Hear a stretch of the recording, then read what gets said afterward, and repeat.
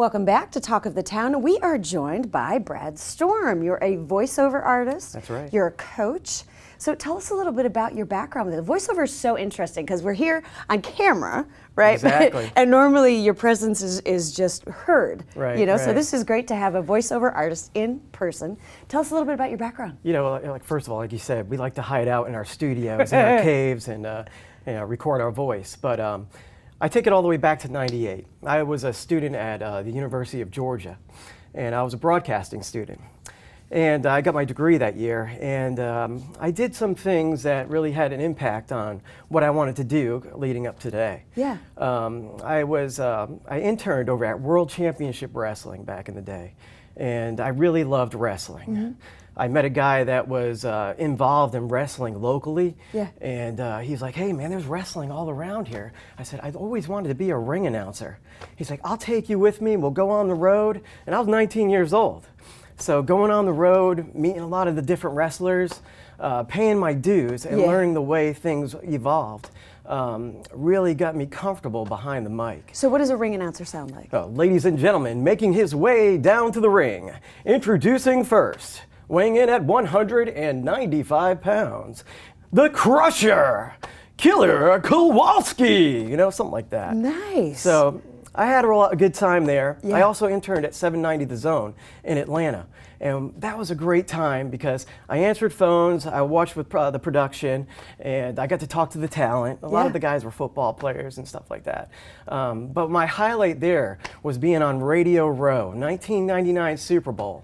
You know, it was the Rams and the Titans in the game of inches where the Titans lost. Yeah. I got to meet Jim Rome. I mean, that was a highlight from back in the day. I love it, and you're so passionate about this. This is it's so exciting. because it's, you know, people, we hear the artists, right? But there's so much that goes into it, you know. And you also coach people as well. Correct. I mean, voice, inflection, diction. I mean, and knowing which voice goes where, or what part of your voice goes where is just essential. You help people do that. I do help people, and you know, there's people that come to me all the time, and they say, "Oh, I got a great voice." What you don't realize is having a great voice is only about that much of the big picture. Sure, what you do with it. You know, being a ring announcer, I went in, I met my teacher, my original coach. I met her through the Connecticut School of Broadcasting when I went back over there and went back to school. But she had to take me from being a ladies and gentlemen to being like, "How are you feeling today? Do you need some medicine? Well, I can provide you that constipation medicine that you need to make you feel good every day. This might cause stomach pains, you know, how it goes." Yeah. But you had to have that conversational tone because that's what people are looking for. Yeah. Can you edit? I can edit audio. I've been featured in over 200 podcasts, either hosting or co-hosting. And edit, so you've done the actual editing. I can edit. So some of that tech stuff is also really important to have, to where to blend things, and add because music. every take is different.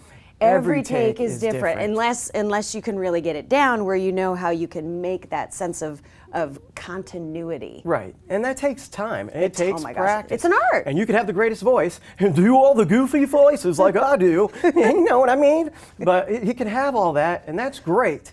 But if you can't build a studio, you need a studio. Yeah. You got to soundproof it. Yeah. If you can't do the editing, if you can't constantly educate yourself and learn the ins and outs of this business, and especially if you're not a marketer. I mean, you could be. So I think this is the main point here, that you're a one-stop shop. I'm a As a one-stop voiceover shop. artist, you're not just the voice. You can edit. You have the tech background. You can also help people. You can coach people. You have That's the correct. studio. That's something that's really, really important because, as you know, as a sound person, the knowing your environment you're recording in, Yes. all of the external noise, you want that signal to noise ratio to be spot on. Yeah, you need to deaden the sound, and you got your noise floor.